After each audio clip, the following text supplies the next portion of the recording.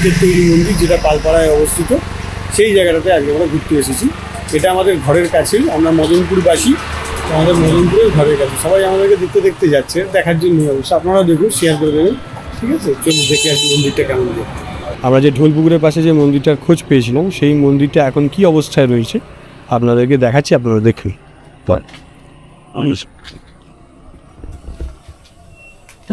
এই যে এইটি হচ্ছে মন্দির, এই হচ্ছে মন্দিরের অবস্থা। মন্দিরটি এখন এইভাবে পড়ে রয়েছে, দেখতেই পাচ্ছেন। এই রয়েছে মন্দিরটি। এটি আসলে একটি শিব মন্দির ছিল।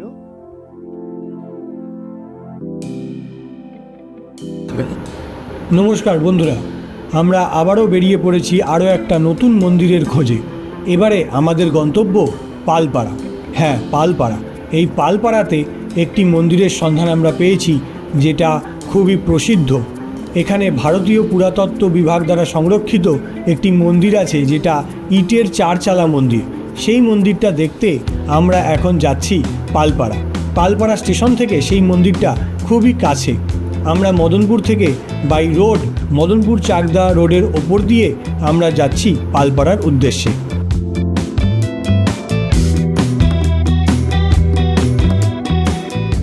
বন্ধুরা, কথা বলতে বলতে আমরা চলে এলাম Chakdah municipal memorial gate, Chakdah পৌর স্মারক তোরণ। এই তোরণটা ক্রস করে গেলাম। এই তোরণটা ক্রস করে আরও একটু সামনের দিকে এগোলেই আমরা পৌঁছে যাব পালপাড়া সেই মন্দিরের মোড়ের কাছে, যেখান থেকে আমরা মন্দিরে প্রবেশ করতে পারবো। এই রাস্তা ধরে একটুখানি সামনে এগোলেই আমাদের সেই মন্দিরে যাওয়ার রাস্তা। আমরা চলে এলাম বন্ধুরা সেই মন্দিরের সামনে। আপনারা দেখতে পাচ্ছেন এই যে বন্ধুরা, যে জায়গাটাতে আমরা এখন দাঁড়িয়ে রয়েছি, এখান থেকে একটু সামনের দিকে এগোলেই, ডান দিকে ঘুরলেই পালপাড়া স্টেশনের দিকে আমরা চলে যেতে পারবো। তার আগেই এই যে ডান দিকের যে এই যে মোড়টি, এই মোড়টা দিয়ে ঢুকলেই আমরা পেয়ে যাব সেই মন্দিরটা। এই যে বাঁ হাতে সাইনবোর্ড করা রয়েছে, the temple at Palpara Nadia, এই জায়গা দিয়ে এখান দিয়ে ঢুকলেই আমরা পেয়ে যাব সেই জায়গা। চলুন দেখে আসা যাক সেই মন্দিরটা কেমন। বন্ধুরা, আজকে এসেছি সন্ধ্যাবেলায়, একটু সন্ধে লেগে গেছে, এখন বিকেল। পালপাড়াতে এসেছি আমরা। পালপাড়াতে এই মন্দিরটাতে এসেছি। ওই যে মন্দিরটা আপনারা দেখতে পাচ্ছেন, এই মন্দিরটাতে ইটের তৈরি মন্দির, যেটা পালপাড়ায় অবস্থিত, সেই জায়গাটাতে আজকে আমরা ঘুরতে এসেছি। এটা আমাদের ঘরের কাছেই, আমরা মদনপুরবাসী, আমাদের মদনপুরের ঘরের কাছে। সবাই আমাদেরকে দেখতে যাচ্ছে, দেখার জন্য অবশ্য। আপনারা দেখুন, শেয়ার করে দেবেন, ঠিক আছে? চলুন।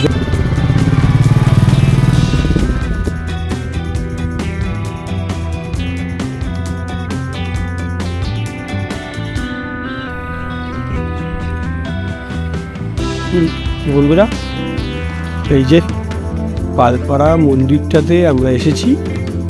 এই মন্দিরটা আজকে আমার পেছনে যে মন্দিরটা আপনারা দেখতে পাচ্ছেন, এই মন্দিরটা আজকে আমরা ঘুরে ঘুরে দেখব যে কীরকম মন্দির, কী আছে না আছে সব দেখব, ঠিক আছে? চলুন আপনাদের সাথে শেয়ার করে নিই জায়গাটা, এলাকাটা আপনি দেখতে পাচ্ছেন একদম এইখানে। এটা পালপাড়া স্টেশন থেকে খুব কাছে। চলুন বন্ধুরা, এইবারে মন্দিরটি দেখতে দেখতে আমরা মন্দিরের ব্যাপারে একটু বিশদে জানবার চেষ্টা করি।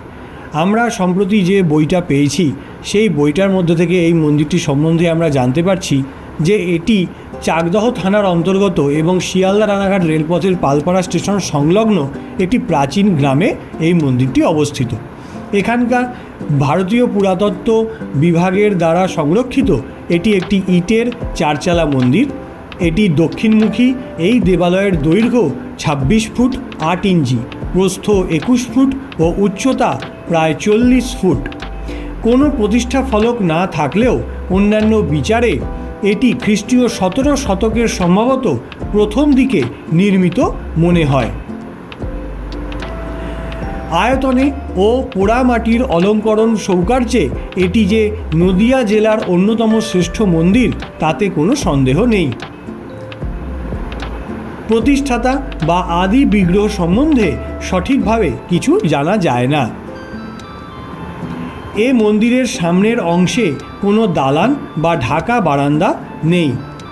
টেরাকোটা সজ্জা এখন শুধু প্রবেশদ্বারের পত্রাকৃতি খিলানের উপরে ও দুপাশে নিবদ্ধ।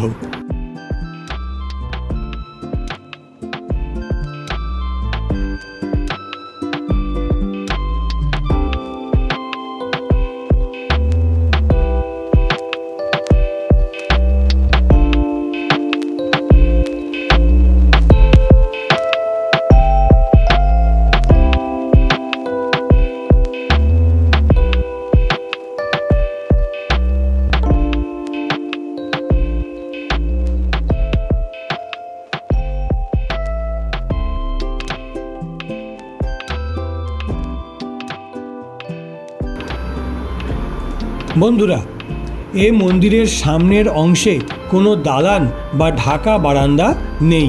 টেরাকোটা সজ্জা এখন শুধু প্রবেশদ্বারের পত্রাকৃতি খিলানের উপরে ও দুপাশে নিবদ্ধ। শোনা যায় আগে নাকি সামনের দেওয়ালে সব স্থানেই পোড়ামাটির মূর্তি ও অলঙ্করণাদি ছিল। পিছনের দেওয়ালে কিছু টেরাকোটা পদ্ম এখনও দেখা যায়। প্রবেশ খিলানের ওপরে অতি সূক্ষ্ম নকাশি লতার ঊর্ধ্বে মোট 14টি 8 প্রতীক দেবালয়ের ভিতর ছোট ছোট উপাসক মূর্তি উৎকীর্ণ আছে। তাদের দুপাশের ও উপরের দেওয়ালে নিবদ্ধ অতি সুন্দর বড় বড় পদ্মগুলির অধিকাংশই ভিন্ন গঠনের। দেওয়ালের বাঁ দিকের প্রান্ত সংলগ্ন খাড়া 6 সারি জ্যামিতিক নকশাও লক্ষণীয়। ডান প্রান্তের অনুরূপ সজ্জা সংস্কারের সময় নষ্ট হয়েছে। এত প্রচুর জ্যামিতিক নকশা যে কোনো জেলার টেরাকোটা মন্দিরেই বিরল। আমাদের এই মন্দিরটা কিন্তু সেদিক থেকে একদমই সবার থেকে বলতে পারেন আলাদা। প্রবেশদ্বারের ঠিক উপরে লঙ্কা যুদ্ধের দৃশ্য, বাম দিকে ধনুর্বাণধারী রামচন্দ্র ও বানর সেনা, আর ডান দিকে রাবণ, কুম্ভকর্ণ ও রাক্ষসগণ। আদিতে এই প্যানেলে আরও বহু মূর্তি ছিল। এখন তার অধিকাংশ লুপ্ত হলেও রাম ও রাক্ষস বীরগণের ভাস্কর্য অতি উচ্চ শ্রেণীর নৈপুণ্যে বিধৃত। বস্তুত এত উৎকৃষ্ট পোড়ামাটির মূর্তি নদিয়া জেলার আর কোনো মন্দিরে আছে কিনা সন্দেহ। এছাড়া নকাশি লতাগুলির মধ্যে সুকৌশলে বিন্যস্ত প্রথাগত ড্রাগন মূর্তিগুলিও টেরাকোটা সজ্জার প্রথম যুগের দক্ষতা ও সজীবতার কথা স্মরণ করিয়ে দেয়।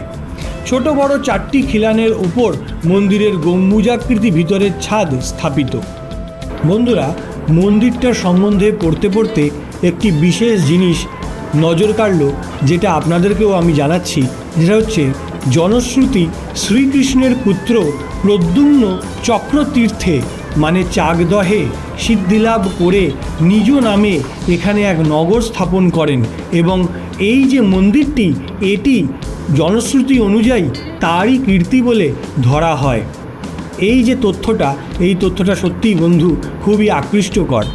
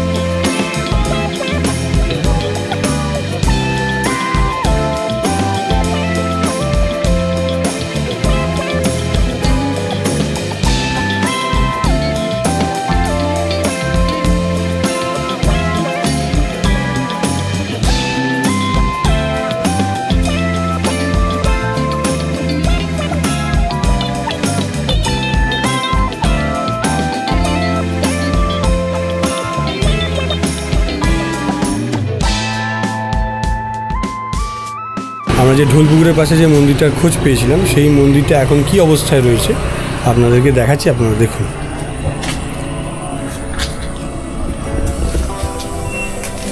এই যে এইটি হচ্ছে মন্দির, এই হচ্ছে মন্দিরের অবস্থা। মন্দিরটি এখন এইভাবে পড়ে রয়েছে, দেখতেই পাচ্ছেন এইভাবে পড়ে রয়েছে মন্দিরটি। এটি আসলে একটি শিব মন্দির ছিল। আমরা এখানকার ঢোলপুকুরের পাশে আরও একটি মন্দিরের খোঁজ পাই, যেটার সম্বন্ধে আমরা জানতে পারি যে এখানকার ঢোলপুকুর নামে প্রাচীন পুষ্করিণীর পাড়ে একটি একচূড় অষ্টকোণ ভগ্ন মন্দির আছে। ইটের তৈরি সে মন্দিরের ছাদ ছত্রাকৃতি। অধুনা পরিত্যক্ত এই মন্দিরটিতে একদা শিবলিঙ্গ ছিল, পোড়া মাটির শয্যা নেই, পাশেই এক বাঁধানো ভগ্ন ঘাট দেখা যায়। তো আমরা সেই মন্দিরটা খুঁজতে খুঁজতে চলে এসেছি ঢোলপুকুরের ধারে। সেই মন্দিরটা আমরা খুঁজে পেয়েছি, তো আপনাদেরকে আমরা দেখাচ্ছি মন্দিরটা, আপনারাও দেখুন। এই ছিল সেই মন্দিরটা।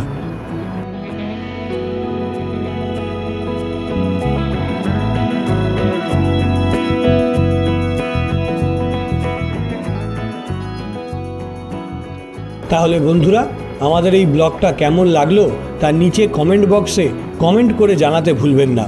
আর ভালো লাগলে লাইক এবং শেয়ার করে নেবেন। আর আমাদের এই চ্যানেলটা সাবস্ক্রাইবও করে নেবেন, কারণ অদূর ভবিষ্যতে এরকমই অনেক অজানা পুরাকীর্তির খোঁজই আমরা আনতে চলেছি আমাদের এই চ্যানেলে। নমস্কার।